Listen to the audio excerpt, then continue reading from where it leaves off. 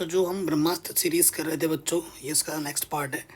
Question क्या बोल रहे हैं, क्या निम्न त्रिभुज की भुजाओं से एक समकोण त्रिभुज की रचना की जा सकती है। आपको पता है अगर समकोण त्रिभुज की रचना करेंगे हम, तो सबसे बड़े भुजा का जो वर्ग होता है बाकी दो छोटे भुजाओं के वर्गों के योगफल के बराबर होना चाहिए। तो हम आ जाएंगे हल में। हल में हम कैसे लिखेंगे, देखो बच्चों, हल में लिखेंगे चूंकि, चूंकि करके लिखेंगे 13 का वर्ग। 13 का वर्ग कितना होता है 169। उसके बाद निकालेंगे 12 का वर्ग। 12 का वर्ग होता है 144। और फिर निकालेंगे 5 का वर्ग, वो होता है 25। तो देखेंगे कि जो 13 का वर्ग है वो किसके बराबर है, वो 12 के वर्ग प्लस 5 के वर्ग के बराबर है, क्योंकि 13 का वर्ग है 69, 169, और ये 144, और ये होता है 25। दोनों को जोड़ देंगे तो ये चीज़ आ जा रही है। ठीक है, ये किस नियम को संतुष्ट कर रहा है, चूंकि सी स्क्वायर जो है वो ए स्क्वायर प्लस बी स्क्वायर के बराबर है। चूंकि यह पाइथागोरस पाइथागोरस प्रमेय को संतुष्ट कर रहा है,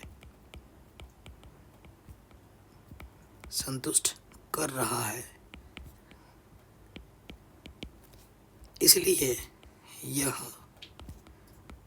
समकोण त्रिभुज का शीर्ष होगा। ठीक है, ये आपका आंसर आ जाएगा। आप लिखेंगे हाँ। ठीक है, आपका आंसर क्या हो जाएगा, हाँ। अगले क्वेश्चन में आ जाते हैं। कह रहे हैं द्विघात समीकरण, ये जो द्विघात समीकरण है के गुणनखंड करने हैं आपको। ठीक है, इसके क्या करने हैं, गुणनखंड करने हैं। अच्छा जी, चलो करते हैं। सबसे पहले हल में आ जाते हैं। हल में क्या है बच्चों, जो समीकरण दे रखा है उसको मैं लिखा 2x² प्लस x माइनस के 300, और इधर 0। इसको हमें गुणनखंड करना है। तो गुणनखंड करने के लिए क्या होता है, इन दोनों संख्याओं की गुणा करो। ऐसी दो संख्या लेनी है जिनको गुणा करे तो 600 आ जाए, और घटाए तो इसको घटाने पर क्या है, 1 आए। ऐसी दो संख्या लेनी है जिसको गुणा करे तो 600 आए और घटाए तो 1 आए। क्या ये पॉसिबल है, क्या ये संभव है। ठीक है, तो उसके लिए हमें क्या करना है, समझ में नहीं आ रहा है तो यहाँ गुणनखंड कर लो, देखते हैं हो पाता है कि नहीं। 2 3 6 0, 2 1 कम। ठीक है, फिर आ जाएगा 3 5 15 0। ठीक है, फिर आ जाएगा 5 2 50, 2 5 10, फिर आ जाएगा 5 1 कम 5। ठीक है, जोड़ा बनाते हैं, देखते हैं हो पाता है नहीं हो पाता है। तो यहाँ से 5 दूनी 10। ठीक है, 5 दूनी 10, 3 5 15, 15 दूनी 30। ठीक है, घटाना भी है और 1 भी आना चाहिए, है ना, ऐसा कुछ करना है। तो 5 दूनी 10 था, 10 दूनी 40 हो जाएगा। ठीक है, कुछ तो गड़बड़ है। ठीक है ना, यहाँ पर x नहीं होगा, यहाँ पर शायद 10x होना चाहिए था। 5 दूनी 10। ठीक है ना, और 10 दूनी यहाँ हो जाएगा 20, और 5 3 15, 15 दूनी हो जाएगा 30। यहाँ पर ना बच्चों, यहाँ पर 10 होगा, मिस्टेक होगी, यहाँ पर 10x होगा, 1x नहीं, यहाँ पर 10x होगा। क्योंकि ऐसी संख्या कुछ भी नहीं है जिसको गुणा करे कि 600 आ जाए और आपस में घटाओगे तो 1 आए। ऐसी कोई संख्या नहीं होती है। होती है क्या, नहीं होती ऐसी कोई संख्या। तो ये चीज़ है। तो यहाँ इसको ढंग से हल करेंगे। 2x², वो दो संख्या हो जाएगी 30x, घटाना है दूसरे क्या है 20x, और यहाँ से कितना 300। यहाँ से एक जोड़ा, यहाँ से एक जोड़ा, पहले जोड़े से 2 बनिष्ठ और x बनिष्ठ, 2 बाहर आ गया, x बचेगा। ठीक है, प्लस 2 1 कम 2, 2 5 10, x बाहर है। यहाँ से क्या ऊपर नष्ट आ जाएगा 20, x बचेगा। चूँकि बाहर नेगेटिव है, अंदर का चिन्ह बदल जाएगा, नेगेटिव का पॉजिटिव। ठीक है, तो यहाँ से आ जाएगा 20 1 कम 20, 20 5 100। जो 2 बार है उसे हम 1 बार लिखेंगे, और जो आपने गुण कॉमन निकाला था उसे दूसरे वाले ब्रैकेट में लिख देंगे, 2x माइनस की 20। ठीक है, ये आपका गुणनखंड आ जाएगा। आपसे गुणनखंड पूछा था बस। नेक्स्ट प्रश्न में आ जाते हैं बच्चों, क्या बोल रहे हैं, द्विघात समीकरण की मूल क्या है। ठीक है, इसके हमें मूल यानी कि हल करके बताना है इसका आंसर क्या होगा। तो इसको श्रीधराचार्य नियम से करते हैं। देखो बेटा, ए की जगह पे 2 है, बी की जगह पे -5 है और सी की जगह पे 3 है। ठीक है, चूंकि इसे आप द्विघात सूत्र भी बोल सकते हो, द्विघात सूत्र से। द्विघात सूत्र क्या होता है आपका बच्चों, -b plus minus b² -4ac बट्टे में 2 है। ठीक है, सो -b कितना है, -5 प्लस माइनस b² -4 गुणा a गुणा c बट्टे में 2a। ए हमारे पास 2 है, तो ये हो जाएगा +5 माइनस 5×5 = 25, 4 दूनी 8 या 24। ठीक है, बट्टे में 4। आगे हल करेंगे यहाँ पर, तो +-25 में से 24 घटाएंगे, √1 आ जाएगा बट्टे में 4। 1 का वर्गमूल 1 ही होता है। ठीक है, अब हम क्या करेंगे, प्लस चिन्ह लेने पर, जब हम प्लस चिन्ह लेंगे तो प्लस का ही लेंगे, प्लस का 1 बट्टे में 4, ये आ जाएगा 6/4, यानी कि 3 दूनी 2 3 6, 2 दूनी 4, आंसर आ जाएगा 3/2। ठीक है, फिर क्या लेंगे बच्चों, माइनस चिन्ह लेने पर, माइनस चिन्ह लेंगे तो माइनस लेना पड़ेगा हमें, 5 - 1/4 यानी कि 4/4, 4 × 4। तो जो दूसरा वाला आंसर होगा बच्चों वो आ जाएगा 1। आराम से हो गया, कोई दिक्कत नहीं। अगले क्वेश्चन में आ जाते हैं, कह रहे द्विघात समीकरण का विविक्तीकर क्या होगा। ठीक है ना, हम जानते हैं जो विविक्तीकर होता है बच्चों,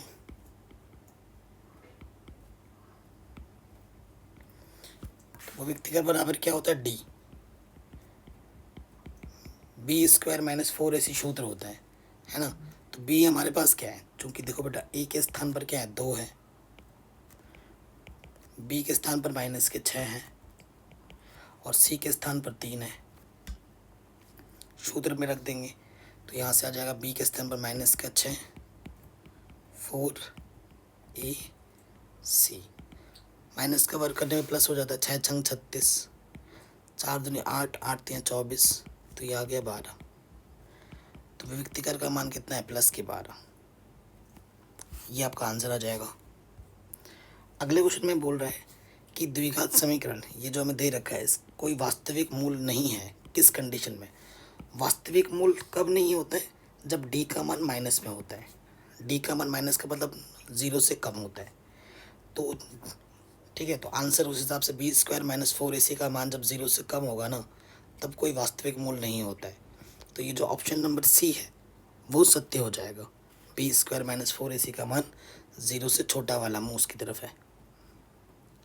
अगला क्वेश्चन बोल रहे हैं, इस AP का सार्वंतर लिखिए। ठीक है, इस AP का सार्वंतर D क्या होता है, A2 - A1। A2 कितना है, -1 और A1 कितना है, 1। तो -1 - 1 कितना हो जाएगा बच्चों, -2 आंसर। अगले क्वेश्चन में बोल रहे हैं, यदि एक बिंदु P से केंद्र वाले किसी वृत्त पर PA PB O मतलब O केंद्र वाले PA PB स्पर्शरेखा 90 के कोण पर मिलती हैं, तो POA किसके बराबर होगा। बहुविकल्पी प्रश्न है, उसी आधार पे हमें इसको करना है। तो मैं आपको पहले एक चित्र बना के दिखाता हूँ। ये हमारे पास एक वृत्त है और ये उसका केंद्र है। ठीक है, इस केंद्र का नाम क्या दे रखा है, O। हमारे पास एक बाहर बिंदु है P, उससे स्पर्श रेखा डाली गई है। ये एक स्पर्श रेखा है और दूसरी स्पर्श रेखा ये है। ठीक है, आप जानते हैं स्पर्श रेखा से बाहर जो हम खींचते हैं वो बराबर होता है। ये जो स्पर्श रेखा की लंबाइयाँ बराबर होती है 10.2 प्रमेय से। ठीक है, फिर इसको बोला गया है कि ये A है और ये B है। ठीक है, ये A है ये B है, इसको मिला दो, ये PA है ये PB है। कितने के कोण पर झुकी हुई है, 90 के कोण पर झुकी हुई है। ये 90 के कोण पर झुकी हुई है। हमें निकालना है POA। ठीक है, POA। तो हमें क्या करना पड़ेगा बेटा, हमें यहाँ से इसको मिलाना पड़ेगा। और अपर में 10.1 से जानते हैं बच्चों, 10.1 के एक से ये वाला 90 का होता है और ये वाला कोण भी 90 का होता है। और ये वाली जो त्रिभुज होती है वो क्या होती है, सर्वांशम होती है। क्योंकि MCQ है, आपको बस MCQ के सही ऑप्शन पर टिक लगाना है, तो उसी हिसाब से करना है, ज़्यादा डिटेल में नहीं जाना है। आप जानते हो बेटा, ये 90 दे रखा है, ये 90 दे रखा है, ये 90 दे रखा है, और ये क्या है, एक चतुर्भुज है। चतुर्भुज के चारों कोणों का मान कितना हो, 360, 90 90 90। तो ये ऑटोमेटिकली यहाँ से लेकर यहाँ तक ये भी कितना हो जाएगा, 90। यहाँ से लेकर यहाँ तक कितना हो जाएगा, 90। ठीक है। और हमें क्या निकालना है, एंगल POA। तो अगर ये वाला त्रिभुज और ये वाला त्रिभुज सर्वांशम है, अगर क्या सर्वांशम है भाई, तो यहाँ पे जो जितना कोण बनेगा यहाँ पर भी उतना ही कोण बनेगा, है ना। और ये कोण मुझे वो कितना हो जाएगा, ये हो जाएगा यहाँ पर जितना, अगर ये वाला कोण मुझे निकालना है ना, यही बोला गया है, तो ये जो कोण है वो कोण P का क्या हो जाएगा, आधा हो जाएगा। और P कितना दे रखा, 90, 90 का आधा कितना होगा, 45। सो आंसर आ जाएगा 45 डिग्री। जो ऑप्शन नंबर A है हमारे बच्चों, वो क्या हो जाएगा, सही हो जाएगा। आगे बढ़ते हैं, रिक्त स्थान भरना है। रिक्त स्थान भरिए। अधिक से अधिक एक वृत्त की कितनी समांतर रेखाएं हो सकती हैं। देखो बेटा, मैं आपको चित्र बना के समझाता हूँ। ये एक वृत्त है, ठीक है, ये एक वृत्त है, इसकी समांतर रेखाएं बना। देखो, एक स्पर्श रेखा ये गई इसको टच करते हुए, अगर इसी के समांतर मुझे और एक स्पर्श रेखा खींचनी है तो मुझे यहाँ से ही लेना पड़ेगा। तो कितनी हो सकती है, अधिक से अधिक 2 हो सकती है। 2 समांतर रेखाएं हो सकती है जो आपस में क्या हो, समानांतर हो। ये पहली, ये दूसरी। ये वाली अगर रेखा लगेगी तो छेदक रेखा हो जाएगी, है ना, ये छेदक रेखा हो जाएगी। तो 2 हो सकते हैं अधिक से अधिक। अगला क्वेश्चन बोल रहा है, वह अनुपात जिसमें बिंदु इतने और इतने को मिलाने वाले का खंड y अक्ष से विभाजित होता है। देखो बच्चों, क्या बोला गया, y अक्ष। तो माना वो बिंदु y अक्ष के लिए x क्या निर्देशांक क्या होता है, 0 होता है। माना वो बिंदु 0,y है। चित्र बना के दिखाता हूँ मैं आपको क्या बोल रहा है। एक बिंदु दे रखा 5,6, दूसरा बिंदु में दे रखा -1,4। और माना हमने जो बिंदु माना है वो माना है P 0, हम बोल देते हैं ये M1 अनुपात M2 में इसको विभक्त करती है, जो कि आपको निकालना है। इस बिंदु का नाम A दे दो, इस बिंदु का नाम B दे दो। ठीक है बच्चों, ये मेरा x1 है, ये मेरा y1 है, ये मेरा x2 है, ये मेरा y2 है। हम लगाएंगे यहाँ पर विभाजन सूत्र। हम यहाँ पर क्या लगाएंगे बच्चों, विभाजन सूत्र। तो विभाजन सूत्र क्या होता है बेटा, निर्देशांक निकालना है। x का निर्देशांक पता है, सूत्र होता है M1 x2 M2 x1 M1 plus M2। x का मान 0 दे रखा है, M1 नहीं पता, x2 मुझे -1 मिला है, M2 नहीं पता, x1 मेरे पास 5 है।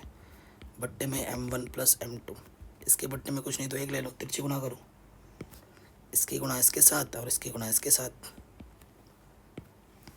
ठीक है, तो यहाँ से आ जाएगा माइनस के M1 एक का -M1 और यहाँ से आ जाएगा प्लस के 5M2। और ये चीज़ जब 0 से गुणा होगी तो 0 आ जाएगी। ठीक है, तो बच्चों यहाँ तो है 5M2 माइनस के M1, उस तरफ आके प्लस के M1 हो जाएगा।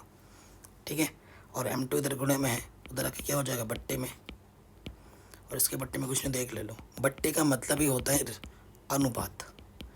तो आंसर आ जाएगा 5:1। ठीक है, आंसर आ जाएगा 5:1।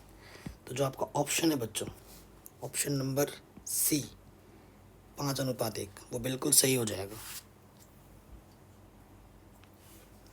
अगले क्वेश्चन में आते हैं। एक्स अक्ष पर वह बिंदु जो कि इसको समदूरस्थ है, वो आपको ज्ञात करना है। ठीक है, समदूरस्थ वाला क्वेश्चन है ये क्वेश्चन। और पार्ट 1 में मैंने इसी का पार्ट 1 में ऐसा क्वेश्चन मैंने ऑलरेडी करा रखा था। तो इसको आपको कमेंट में बताना है कि इसका आंसर कौन सा होगा। जो बच्चा सही आंसर देगा उसको मैं रिप्लाई ज़रूर करूँगा। ठीक है, देखते हैं किस किस बच्चे का सही आंसर आ पाता है। ऑलरेडी करा रखा है पार्ट 1 में। और ये प्रश्नावली 7.2 पर आधारित प्रश्न है, सॉरी 7.1 पर आधारित प्रश्न है। देखते हैं किसका आंसर सही आ पाता है। ठीक, अगला क्वेश्चन आपसे क्या बोल रहे हैं, बिंदु A एक वृत्त के केंद्र से 5 सेंटीमीटर की दूरी पर है। बिंदु से इस वृत्त पर स्पर्श रेखा की लंबाई 4 सेंटीमीटर है। वृत्त की त्रिज्या ज्ञात कीजिए। ठीक है, पहले मैं आपको चित्र बना के समझाता हूँ। ये हमारे पास एक वृत्त है, ये हमारे पास एक वृत्त है। ये वृत्त का केंद्र हमने मान लिया कि ओ है। कह रहे हैं बिंदु ए वृत्त के केंद्र से 5 सेंटीमीटर की दूरी पर है। ये बिंदु ए है, वृत्त के केंद्र से इसकी दूरी जो है वो 5 सेंटीमीटर है। ठीक है, और ये वृत्त की क्या हो जाएगी, त्रिज्या हो जाएगी। ठीक है, अब थोड़ा सा फिगर ढंग का नहीं बनेगा अगर मैं ऐसा करूँगा तो। पहले देखो, ये त्रिज्या ले लिया मैंने। ठीक है, ये मैंने त्रिज्या ले लिया। त्रिज्या मुझे कितनी दे रखी है, 4 सेंटीमीटर की मुझे त्रिज्या दे रखी है। और ये मेरी स्पर्श रेखा है, और ये बाहर वाला बिंदु मैंने इसी को मान लिया। ये केंद्र से बाहर वाले बिंदु की जो दूरी दे रखी है वो कितनी दे रखी है, 5 सेंटीमीटर। ये 5 सेंटीमीटर दे रखी है। हाँ, तो अरे भाई गड़बड़ बन गया क्या? हाँ, गड़बड़ बन गया। सॉरी, त्रिज्या थोड़ी ना दे रखा है, त्रिज्या में निकालनी है। आई एम सॉरी गाइस, त्रिज्या तो मुझे निकालनी है। स्पर्श रेखा की लंबाई दे रखी है कितनी, स्पर्श रेखा की लंबाई दे रखी है 4 सेंटीमीटर। ये दे रखी है 4 सेंटीमीटर। हमें त्रिज्या आर निकालनी है। ठीक है, इसको हल करना है तो उसी हिसाब से लिखना पड़ेगा, चित्र बनाना पड़ेगा आपको। तो यहाँ लिखेंगे प्रमेय 10.1 से। देखो, इसका नाम दे दो, इस वाले पॉइंट का नाम तुम कुछ भी दे दो। इस ए है तो इसको बी दे दो। प्रमेय 10.1 से जो कोण बी होगा बच्चों वो कितना होगा, 90 डिग्री होगा। त्रिज्या और स्पर्श रेखा के बीच में कितने का कोण बनता है, 90 डिग्री का बनता है प्रमेय 10.1 से। अब जैसे ही 90 का कोण बनेगा तो ये बन गया समकोण त्रिभुज, और समकोण त्रिभुज में पाइथागोरस प्रमेय तुम लगा सकते हो। तो यहाँ लिख देंगे त्रिभुज ओ बी पी में पाइथागोरस प्रमेय से। ठीक है बच्चों, ये मैं लिख दूंगा। पाइथागोरस प्रमेय क्या होता है, कर्ण का वर्ग 90 के सामने वाली भुजा कर्ण होती है। ओ ए का वर्ग किसके बराबर हो जाएगा, ओ बी का वर्ग, आधार का वर्ग प्लस लंब का वर्ग, बी ए का वर्ग। मान रखो। ठीक है, मान रखेंगे। ओ ए कितना 5 है, 5 का वर्ग। ओ बी कितना है, आर है, आर का वर्ग। बी ए कितना 4 है, 4 का वर्ग। हल करो, 5 × 25, ये आर स्क्वायर, 4 × 16।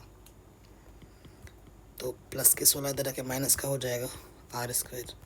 25 में से 16 घटाएंगे 9 आ जाएगा। वर्गमूल निकालना पड़ेगा, स्क्वायर हटाने पर वर्गमूल लगता है। 9 का वर्गमूल कितना होता है बच्चों, 3। प्लस माइनस में 3 होता है, लेकिन प्लस में ही लेंगे क्योंकि दूरी कभी माइनस में नहीं होती, इसी वजह से। अगला क्वेश्चन है जो हर साल 1 नंबर में आता है। क्या बोल रहा है कि डी ई समांतर है बी सी के। ये जो डी ई है वो बी सी के समानांतर है। ठीक है, हमें मान दे रखे हैं तो हमें इस ई सी का मान हमें ज्ञात करना है। ठीक है, तो सॉल्यूशन में आ जाओ। चूँकि डी ई समांतर है बी सी के, अगर ये किसी त्रिभुज में एक भुजा दूसरे के समांतर होती है तो हम लगाते हैं वहाँ पर प्रमेय 6.1, थेल्स का प्रमेय। तो यहाँ लिखेंगे थेल्स प्रमेय अनुसार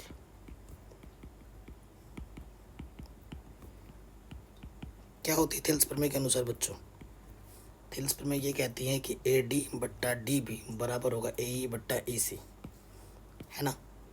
ए डी बट्टा डी बी बराबर होगा ए ई बट्टा ई सी। मान रखो, ए डी का मान 1.5, इसका मान 3, इसका मान 1 और ई सी का मान हमें निकालना है। 1.5 1 कम 1.5, 1.5 दूनी 3, 1/2, 1 ई सी। तिरछे गुणा करेंगे, ई सी 1 कम ई सी, 2 1 कम 2। ये हमारा आंसर आ जाएगा। ये कितना आ जाएगा बच्चों, 2 सेंटीमीटर। आराम से हो गया। अगला क्वेश्चन 1 नंबर में, इन दो बिंदुओं के बीच की दूरी हमें ज्ञात करनी है।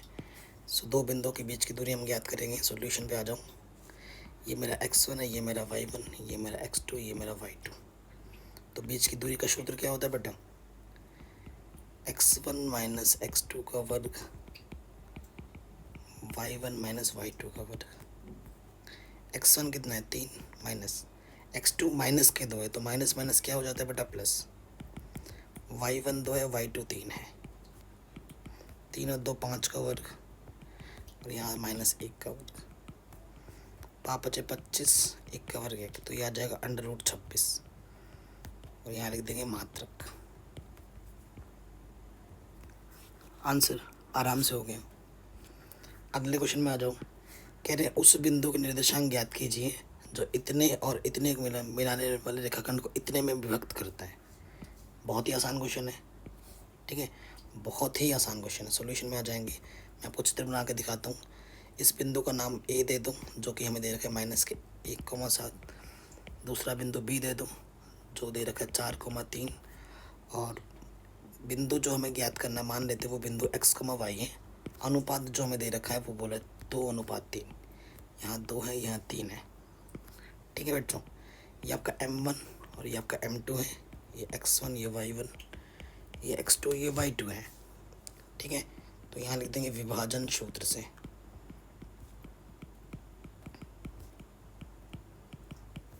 विभाजन सूत्र से आपको पता ही है x बराबर क्या होता है, अभी करवाया था, m1 x2 m2 x1 m1 + m2।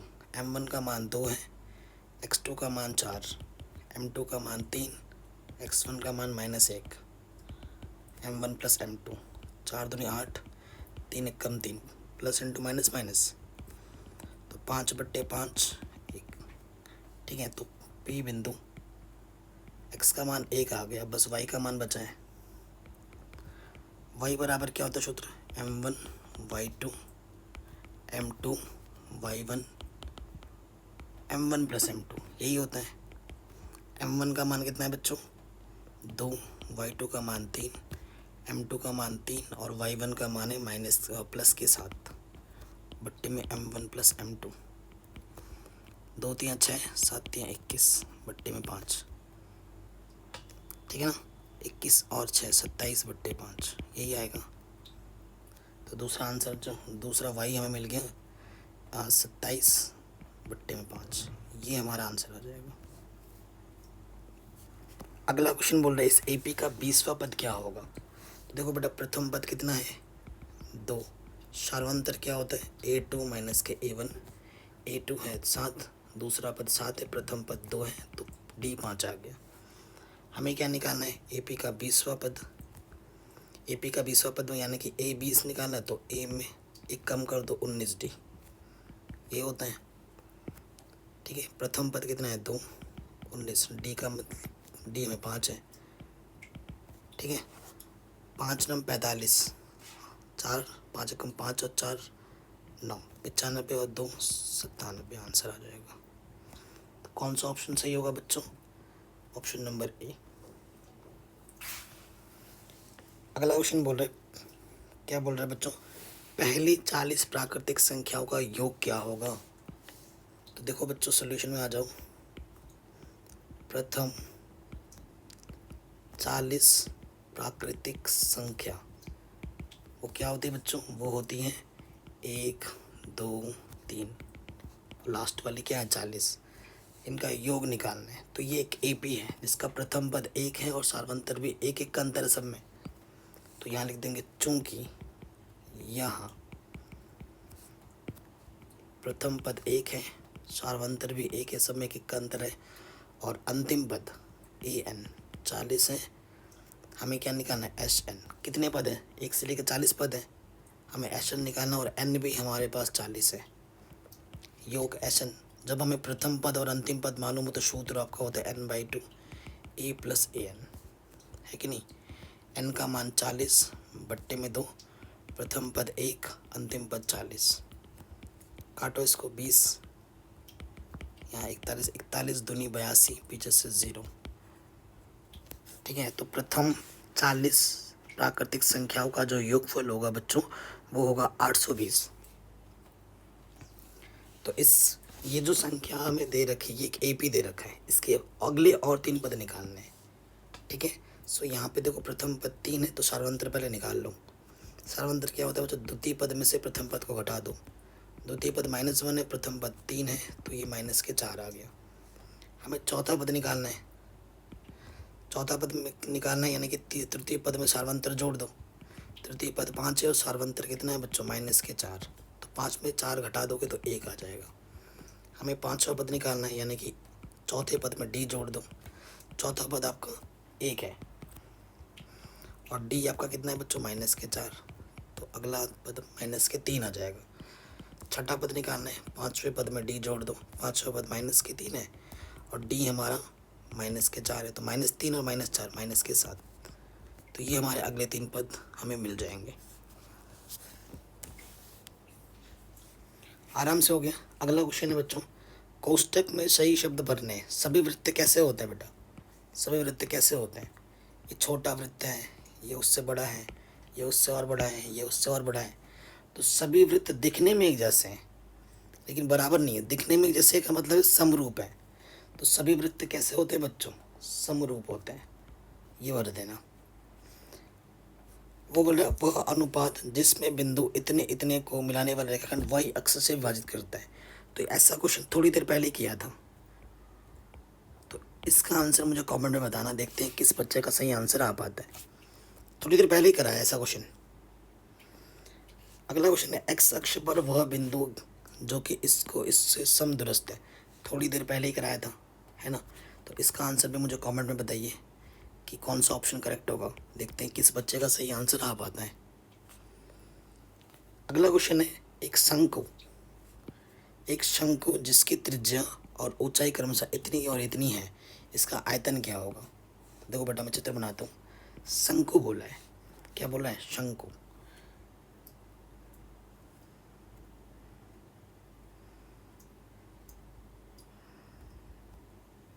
ठीक है, तो ये शंकु बड़ा बढ़िया नहीं बना मेरे से। ये हो गया शंकु, ठीक है। सो ये उसकी ऊंचाई है ना, और ये उसकी क्या त्रिज्या है, r, और ये h। हमें क्या बोल रखा है कि जिसकी त्रिज्या 1 सेंटीमीटर है और ऊंचाई 2 सेंटीमीटर है, तो इसका हमें आयतन निकालना है। तो शंकु का आयतन का सूत्र होता है 1/3 πr²h। ठीक है, पाई का मान पाई नहीं रखना है, r का मान दे रखा है 1 और h का मान दे रखा है 2। पाई 1 का वर्ग तो 1 ही होता है और 2 का 2 नीचे है 3, तो ऊपर आ जाएगा 2π/3। आयतन है सेंटीमीटर की, यहाँ 3 लग जाएगी। ठीक है, तो कौन सा ऑप्शन सही होगा बच्चों, 2π/3 सेंटीमीटर क्यूब। ऑप्शन नंबर तीसरा हमारा बिल्कुल सही हो जाएगा। ठीक है, कोई दिक्कत कोई परेशानी नहीं होगी। अगला क्वेश्चन है, उस घटना की प्रायिकता जिसके घटित होना निश्चित है। निश्चित घटना की जो प्रायिकता होती है बच्चों वो 1 होती है। ऐसी घटना ऐसी घटना क्या मतलब, उस घटना की प्रायिकता जिसकी घटना निश्चित होती है 1 होती है, और ऐसी घटना को निश्चित घटना कहते हैं। भाई ये पता नहीं क्या है। अगला क्वेश्चन है, त्रिज्या r वाले वृत्त की परिधि क्या होगी? त्रिज्या r वाले वृत्त की जो परिधि होती है बेटा 2πr होती है। ठीक है, सो आंसर में क्या आ जाएगा बच्चों, आंसर में आ जाएगा 2πr, ऑप्शन नंबर डी। अगला क्वेश्चन बोल रहे हैं, 44 सेंटीमीटर वृत्त के चतुर्थांश का क्षेत्रफल बताइए। परिधि 44 सेंटीमीटर है। मैं आपको चित्र बना के समझाता हूँ। ठीक है, ये वृत्त है, ठीक है, और मान लेते हैं ये उसकी त्रिज्या r है। ठीक है, त्रिज्या में नहीं दे रखा है, जो परिधि हमें बोली है ना, ये परिधि 44 सेंटीमीटर परिधि में समझते हैं। ये बाउंड्री ये हमें 44 सेंटीमीटर दे रखा है। देखो हमें दिया क्या है बच्चों, हमें दे रखा है परिधि 2πr, कितना दे रखा है 44। ठीक है, 2 से काटो, 2 दूनी 4, 2 दूनी 4, तो ये पाई गुणे में इधर के बट्टे में आ जाएगा। तो r का मान कितना 22/पाई, r का मान है 22/पाई। तो वृत्त के चतुर्थांश का क्षेत्रफल, वृत्त की चतुर्थांश का क्षेत्रफल हमें निकालना है, जो कि सूत्र हो जाएगा πr²/4। पाई का मान पाई रखो, r का मान मुझे दे रखा 22/पाई, 22 बट्टे पाई, ठीक है, बट्टे में कितना है 4। देखो एक पाई से तो पाई कटा, ठीक है, तो ये ऊपर क्या है बच्चों 22 गुणा 22, और ये पाई के गुणा 4 से हो जाएगी, तो ये हो जाएगा पाई गुणा 4, ठीक है।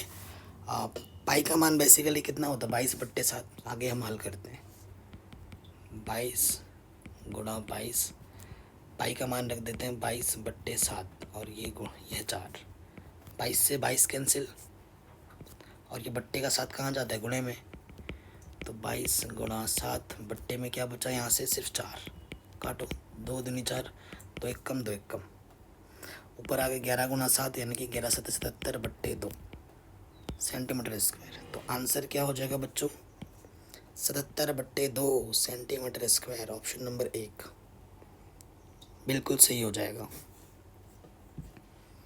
आगे बढ़ते हैं, त्रिज्या r वाले एक अर्धगोले का बाह्य वक्री पृष्ठीय क्षेत्रफल क्या होगा। देखो त्रिज्या r वाले एक अर्धगोला बनाना है हमें। देखो अर्धगोला, ये अर्धगोला है, हमसे क्या बोल रहे हैं बाह्य का वक्र पृष्ठीय, बाहर बाहर का वक्र पृष्ठीय क्षेत्रफल, ठीक है। तो बाहर बाहर से अगर वक्र पृष्ठीय क्षेत्रफल निकालोगे तो कितना हो जाएगा, कुल पृष्ठीय नहीं बोला है वक्र पृष्ठीय बोला है, तो अर्धगोला है तो इसका अर्धगोले का क्या होता है 2 पाई r स्क्वायर। कुल बोलता तो ये भी जोड़ता हूँ ये वाला, ठीक है, और इसका क्या होता है पाई r स्क्वायर, क्योंकि ये ऊपर ऊपर एक वृत्त है, तो 2 पाई r स्क्वायर में पाई r स्क्वायर जोड़ोगे तो कुल अगर बोलता तो 3 पाई r स्क्वायर लगाते। सिर्फ बाहर बाहर बोला है यहाँ से तक, तो आंसर में आ जाएगा 3 पाई r स्क्वायर, सॉरी 2 पाई r स्क्वायर बाहर बाहर के लिए। अगर कुल बोलता तो 3 पाई r स्क्वायर लगाते। रिक्त स्थान बनना है, कह रहे त्रिज्या 6 सेंटीमीटर वाले गोले का आयतन क्या होगा। ठीक है, हमारे पास एक गोला है, ये हमारे पास गोला है, ठीक, ये उसकी त्रिज्या r बराबर हमें दे रखा है 6 सेंटीमीटर। ये क्या है बेटा गोला है, इसका हमें क्या निकालना है बच्चों आयतन। तो गोले का आयतन होता है 4/3 पाई r क्यूब। पाई का मान 22/7 और त्रिज्या में दे रखी है 6, 3 बार गोले में आएगा, 3 दूनी 6, और तो कुछ कटेगा ही नहीं, ऊपर ऊपर गुणा करो,